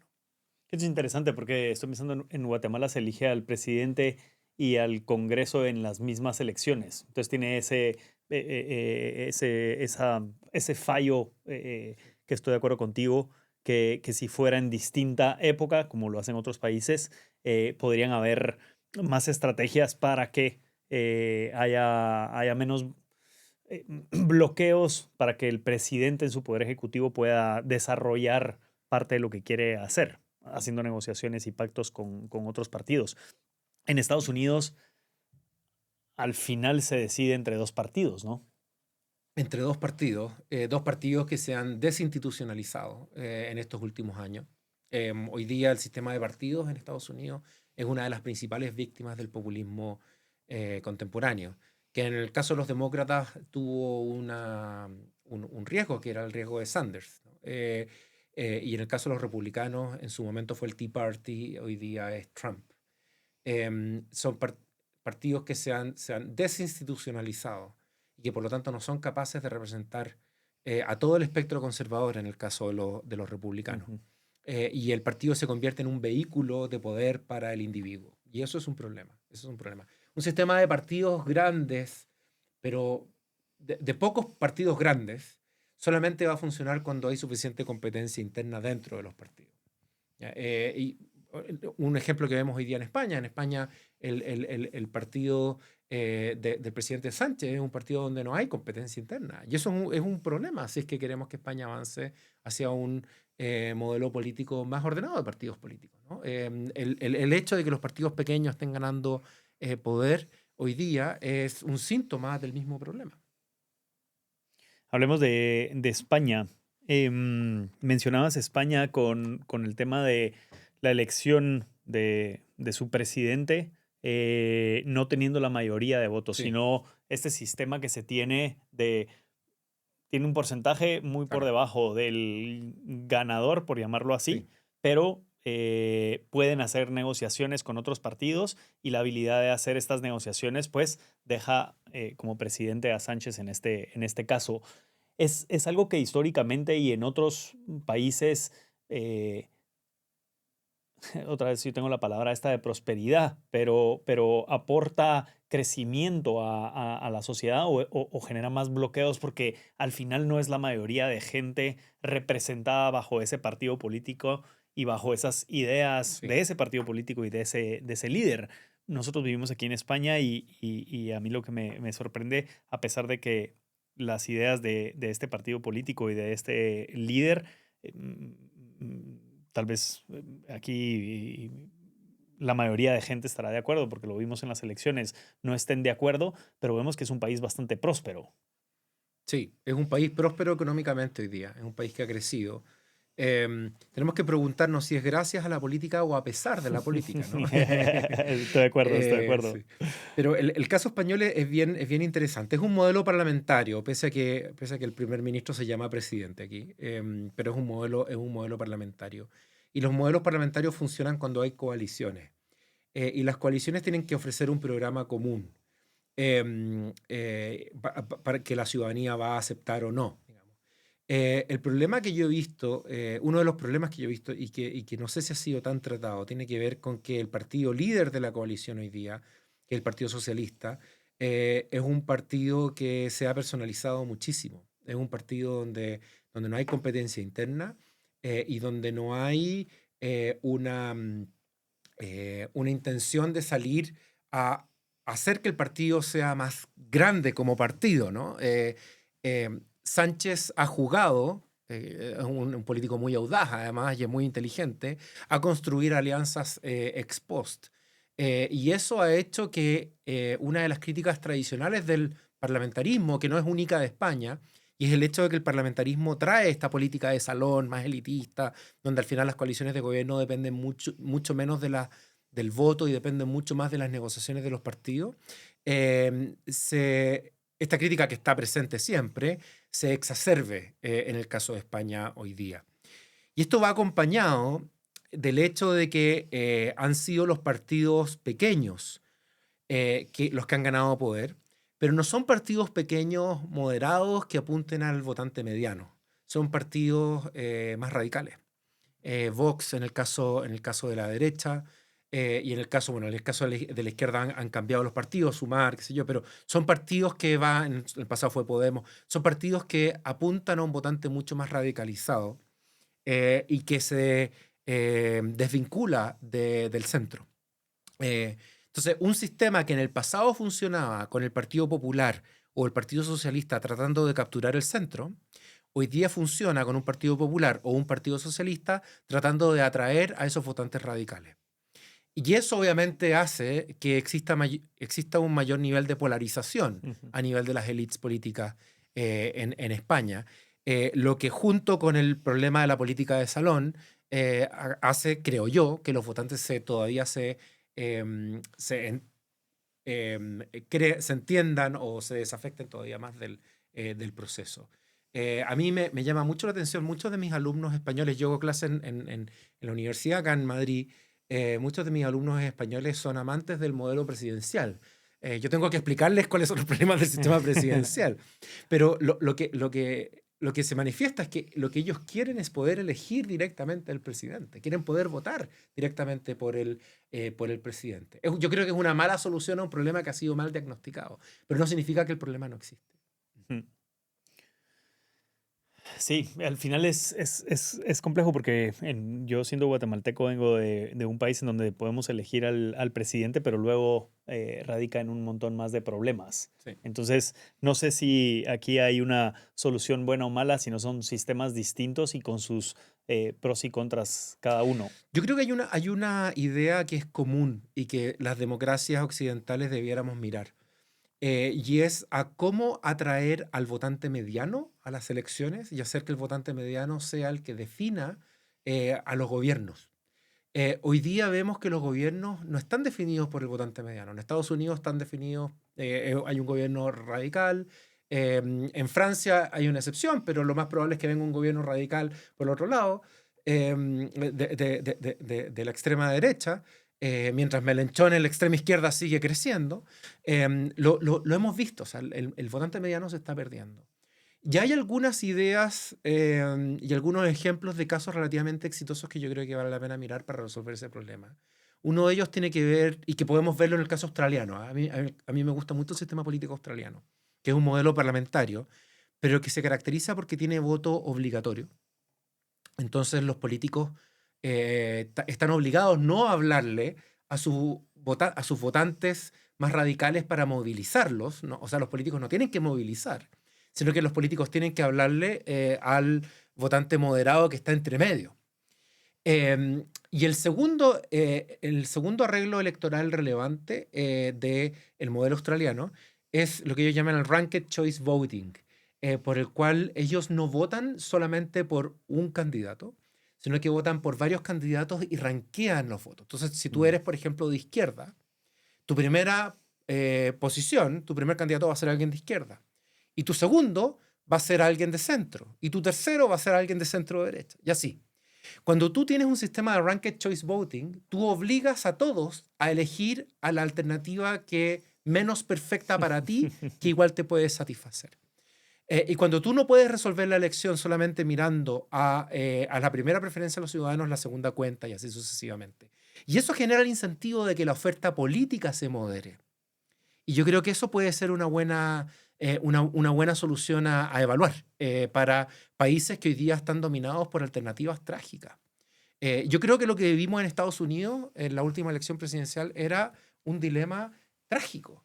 O elegías a un populista de derecha o elegías a Kamala Harris, que no es alguien que esté apuntando, históricamente haya apuntado hacia el centro del Partido Demócrata.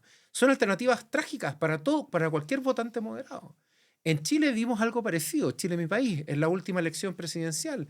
En la segunda vuelta, el candidato Boric, pese a que él es una persona más moderada, pero venía con una coalición donde es miembro del Partido Comunista y un número importante de movimientos políticos que se calificaron a la izquierda del Partido Comunista en el pasado, en contra de el votante el candidato de la extrema derecha, no de la derecha tradicional, que todavía se vincula con el programa político de la dictadura. Y los chilenos tienen que elegir uno u otro, ¿no? Es un problema eso.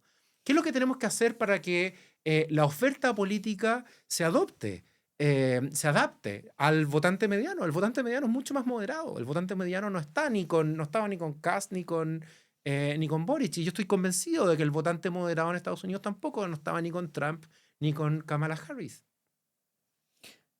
¿No es esto un reflejo de lo que hoy en día es la sociedad? Esos extremos, o sea, las nuevas generaciones pensando en extremos, más blanco y negro. Yo creo que las sociedades están más ideologizadas y en ese sentido hay un reflejo, y esa excesiva ideologización está mediada por un sistema tecnológico que ha incrementado y maximizado estas posiciones radicales. Pero yo, y en esto no sé si hay tanta evidencia, pero mi intuición es que una vez que tú remueves a los votantes de estas lógicas, sus posiciones tienden a ser mucho más moderadas. Y las asambleas ciudadanas electas por sorteo que hemos visto en países como Irlanda, yo creo que son buenos ejemplos de lo anterior.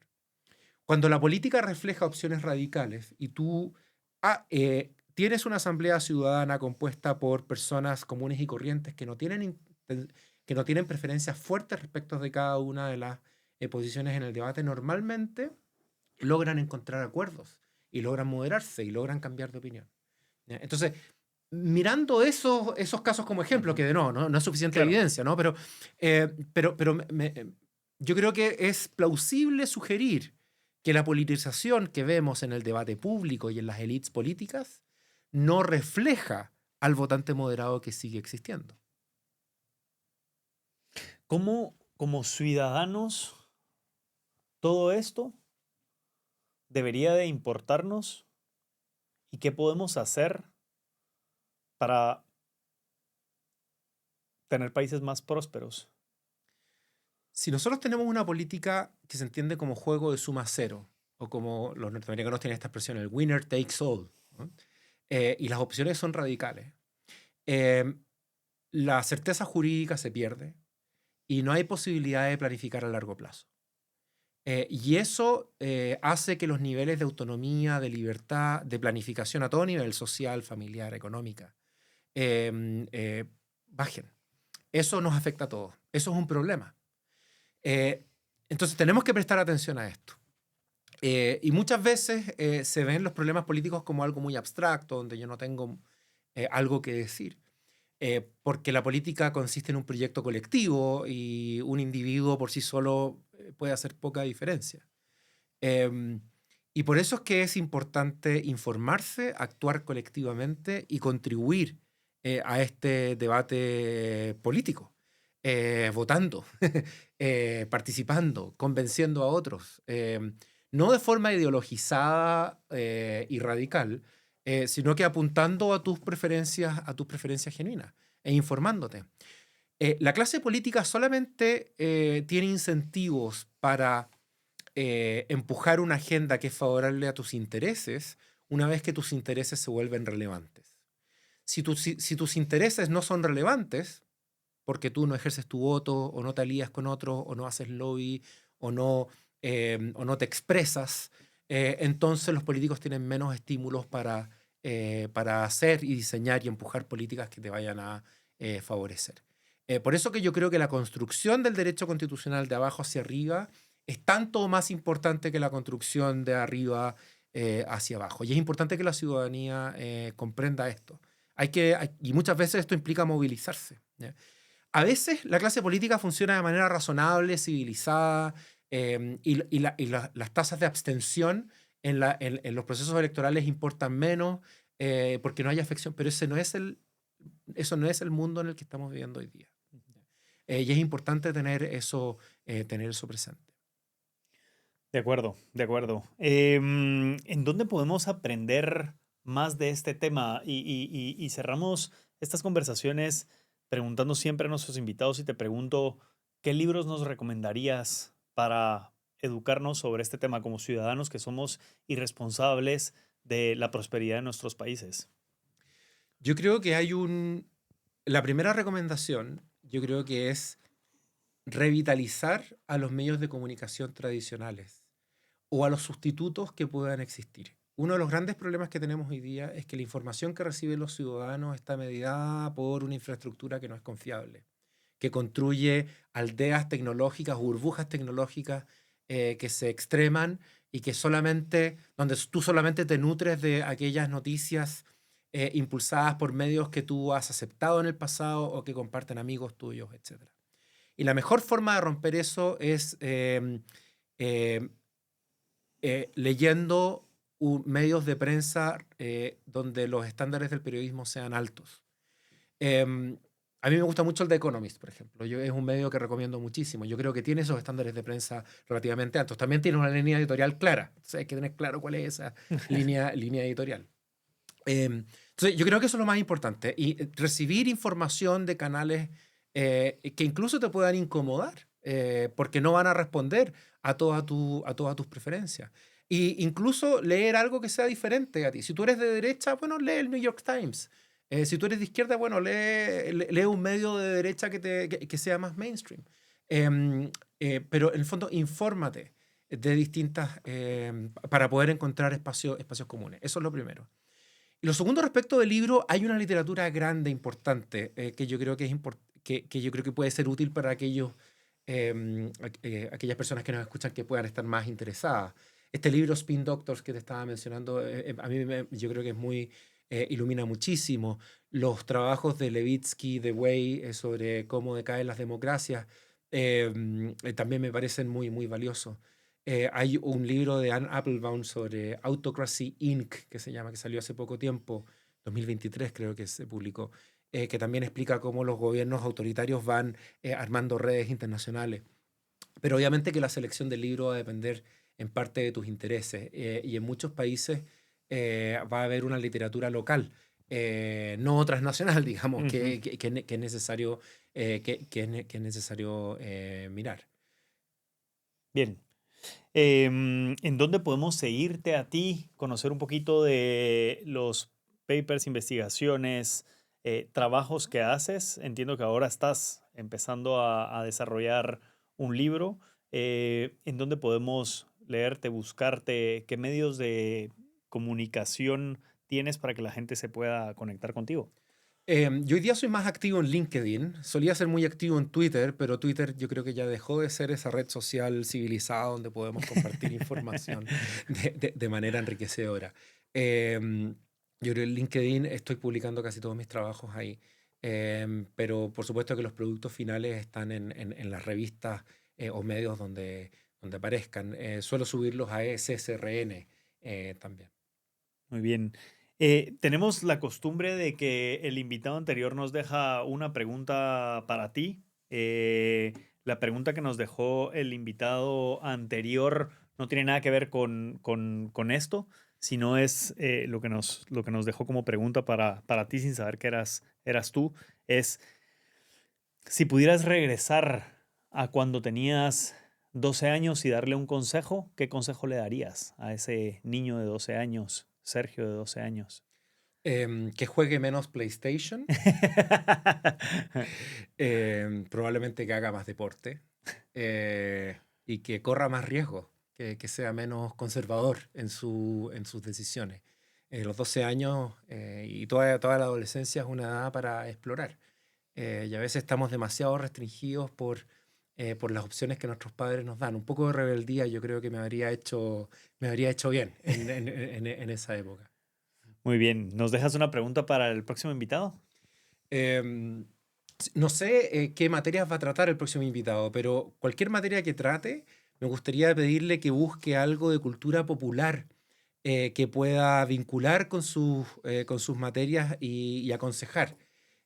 Algo de literatura, de cine, no sé, si nos puede explicar, por ejemplo, cómo alguna analogía con El Señor de los Anillos puede ser relevante Qué buena. para sus consejos, ¿no? ¿Qué metáforas, qué cosas de cultura popular puede incorporar en su análisis? Muy bien, muy bien. Es creativa. Sergio, gracias por este espacio. De verdad que creo que lo que haces aporta muchísimo valor a la sociedad. De ahí un poco la conversación tras cámaras de que pudieras venir. Agradezco de verdad el tiempo dedicado a esta plataforma. Mi intención no es decirle a la gente qué hacer ni tener una opinión fuerte sobre algo, como siempre digo, con mucho respeto. Trato de traer gente experta en diferentes ramas. Yo tengo mi opinión que no siempre no es la verdad, como digo, es simplemente mi opinión, pero me gusta traer a gente experta que pueda dar un poco su visión de diferentes temáticas en la vida. Y creo que el derecho es la base de nuestros países y que nos permiten tener éxito como ciudadanos de este mundo. Así que gracias por el trabajo que haces. Entiendo que el derecho comparativo permite el crecimiento, el debate sobre este tipo de bien hacer y eso es lo que se busca.